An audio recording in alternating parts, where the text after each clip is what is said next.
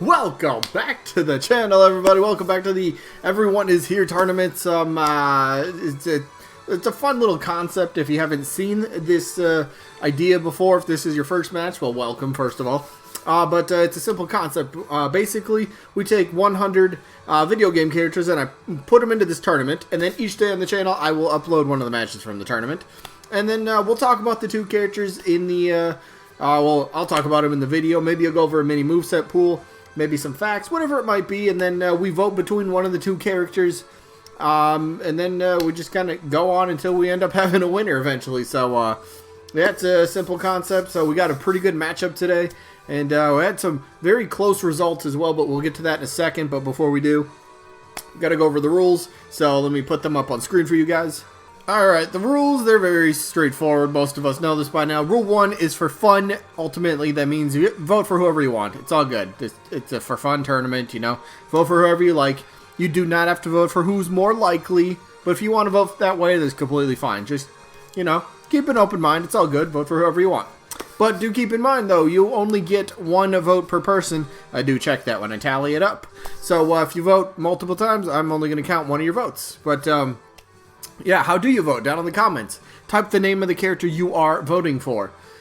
However, if you happen to like both the characters, you are allowed to vote for both of them by simply typing the word both. It's totally fine. So, it's always been a rule and always will be a rule. But rest of the rules here, this is a double elimination tournament, meaning a character has to lose 2 times before being officially eliminated. And then once we get to the results to determine the winner and loser of each individual match, if there happens to be a tie, we're going to flip a coin on camera, fairest way to break a tie, and then each matchup voting-wise only lasts for just 1 week, so you have 7 days to get your vote in from when the episode first gets uploaded. So that's the rules. Let's go to the rest of the video. Alright, so let's go over the results from last week, and like I was saying, this was a pretty close matchup in terms of, well, how the votes came in. I believe 4 votes ended up separating the winner from the loser, so good stuff. And the results from last week were from Klonoa, who was one of the 2 replacement characters in the tournament. Once Byleth and Cuphead pretty much kind of were in Smash. Yeah, we know that. But and then Klonoa's opponent happened to be Lana from the Hyrule Warriors, or the Legend of Zelda franchise. So how did this one play out? Well, like I said, it was really close, and the winner ended up is Lana. She ended up winning 39 votes to just 35 votes for Klonoa. So close, but unfortunately, Klonoa has been eliminated, but keep this in mind. For being a replacement character in the tournament, Klonoa came in, I believe, yes, Klonoa, first match against the other replacement character, Ty the Tasmanian Tiger, ended up winning that one pretty convincingly, and then defeated King Boo. That's a pretty big win as well, by 1 vote, but still, not bad, and then just barely kind of lost to Lana, so no shame, did pretty well for being a replacement character, so that's pretty cool. But that does mean Lana gets to move on to the next round of the tournament. Alright, cool. Yep, you can go away. Yep, just...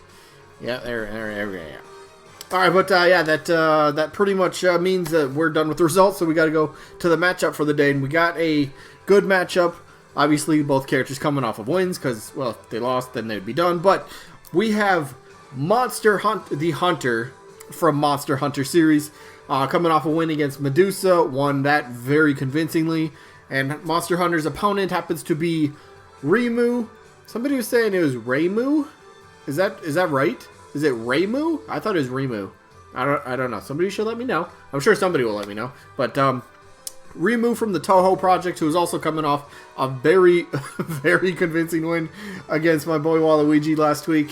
141 votes in that one. We'll see if the Reimu squad shows up again and helps out their girl. So should be an interesting sort of matchup. So let's jump into it. Monster Hunter's at first. Now, Monster Hunter's a very interesting character to put it, right.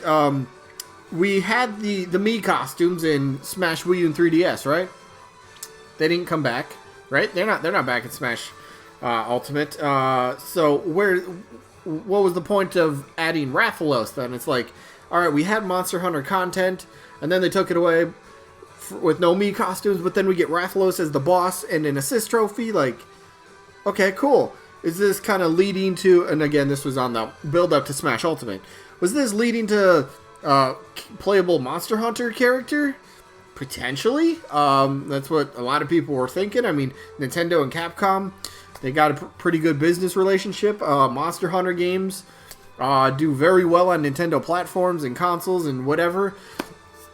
Sell very well. They're famous, very popular around the world. Japan, the United States, I believe Europe is as well. So big hit in the 3 major regions for gaming. So I mean, that's, you know, ingredients are there. The question of what would the hunter look like, because if you played Monster Hunter, any of the games, you'll know that you play as an avatar character. It's not an actual character. It's just, you know, create your own character. Boom, there you go. So it's like, all right, if we do get a playable Monster Hunter, who could it be? Which hunter would it be? And more than likely, it would be the hunter that you see on screen, because that's the only one that has a fully fledged out, you know, voice acting, and that came from the Marvel vs. Capcom Infinite game. So maybe that's kind of, if Marvel views any of the hunters as kind of the, we'll say, the face of the hunters for Monster Hunter, maybe that's the one that they would end up going with. So it could be, I guess that could make sense. They could pull a hero, you know, Dragon Quest hero. They could pull one of those things, get 4 different Monster Hunters, you know, different skins, different, what, you know, characters, different costumes, whatever it might be, different armor sets. It'd be kind of cool to see. Again, they don't have to. They could just do the one Monster Hunter in this case, but going onto the moveset here real quick. Like I've always stated, I always envisioned Monster Hunter as a character that, well, played like Byleth, and this is before Byleth even came out or anybody knew he was going to be in the game. Monster Hunter was more of like a character that has all these different weapons at their disposal, and the moveset could have been like tremendous. Still is tremendous. Like you got your ice bows, you got the freezing effect, you got big swords, you got like dual daggers, you got just other things in general, and it makes the character so much fun when it's not just one kind of playstyle, when you can mix it up and just be different and unique. That's what makes new characters into Smash Bros. That much more enticing to people. It's like, all right, cool. You're going to give me another regular swords person. Give me Fire Emblem character number 75, and it's just another Marth clone. It's like, no. Yeah, I'm not going to go down that route, but if we get another sword user, which Monster Hunter does have a big blade, that's going to be a part of the moveset if this happens to be the character in question. If that happens to be in there, sure, it's going to be a part of the moveset, but there's more to the character, and I've always made the comparison, like I was saying, with Byleth. It's just, I've always kind of pictured Monster Hunter playing how Byleth does. It's different weapons for, you know, different special attacks, whatever it might be, and since Byleth kind of took that and made it his own thing, which Byleth is a fun character, I'm not going to lie. I have a good time with Byleth.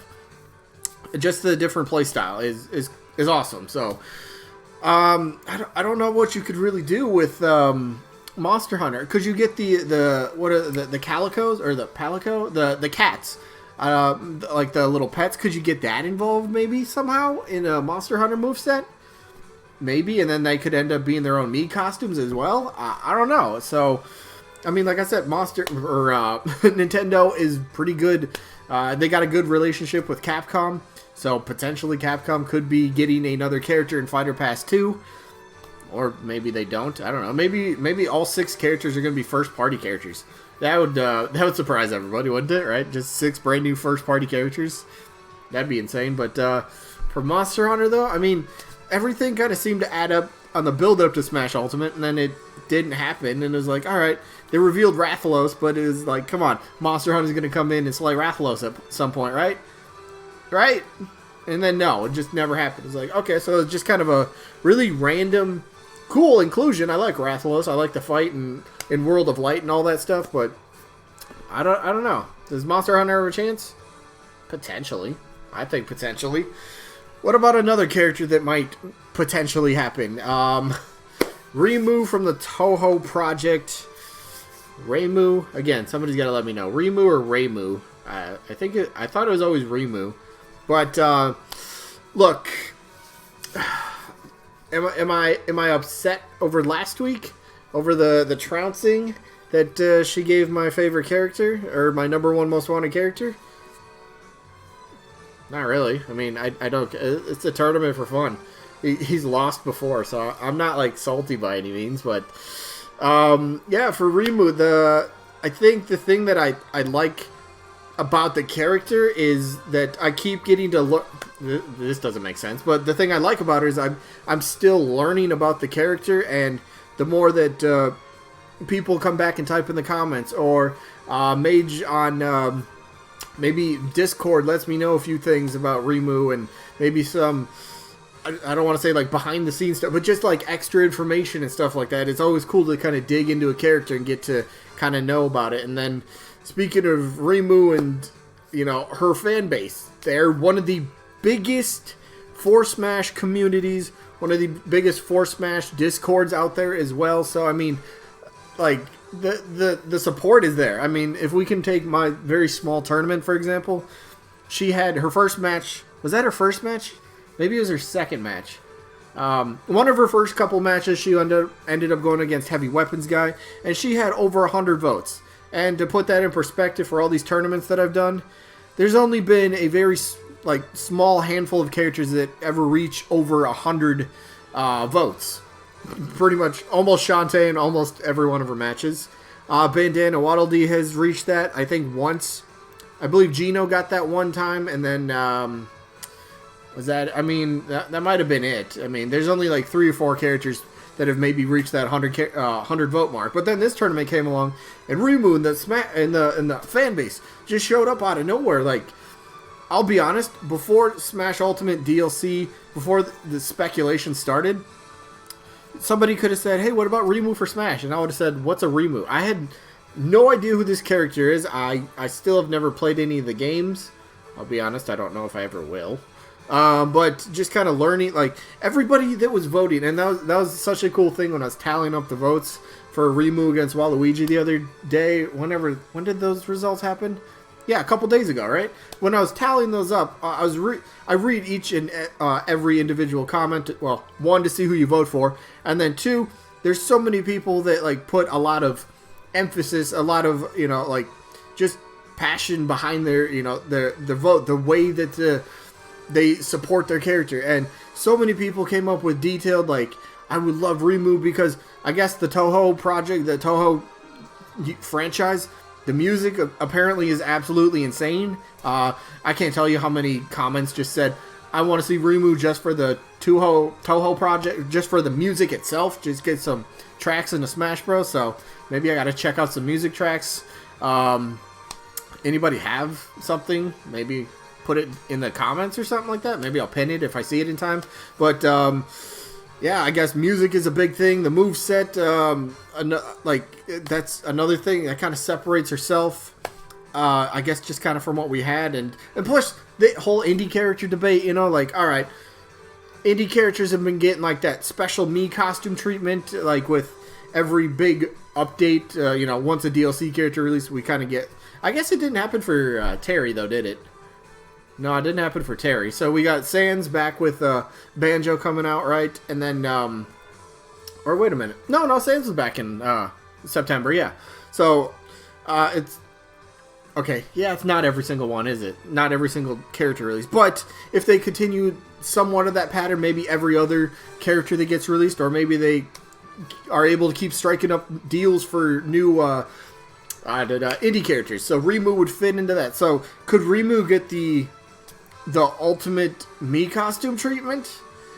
I mean, I suppose it could work. The only thing that I think would people might have a little bit issue with would be seeing the Mii's face, and you don't necessarily have like a set. I know you could get around the move set for whatever Mii you want to pick, because Mage, I've seen you have a tremendous Reimu Mii fighter in our raid boss battles a couple times. The moveset you picked out spectacularly, and you just made it just fit the character, which that's another thing. You took time and energy to really make the moveset feel like it's that, that character, that is coming from them. And that's awesome. So I don't think moveset for one of the Miis, if she ends up being a Mii fighter costume, I think there's an easy way around. It's not, or the moveset would be fine. The moveset would be fine. And I don't know. I guess she could get it, but yeah, I don't know. What would you think if we actually got a Reimu Mii costume, like an official one? Would the Mii fighter with the face bug you because it's not hers? Because she doesn't really have like a helmet or something that you can fit. Like how Sans, you just made it a Sans head outfit. Could they make a Reimu head? I suppose. I guess they could kind of do that if they really wanted to. That could kind of work, but I just reading and seeing what you guys keep having to say every time for Reimu, I'm getting respect for her.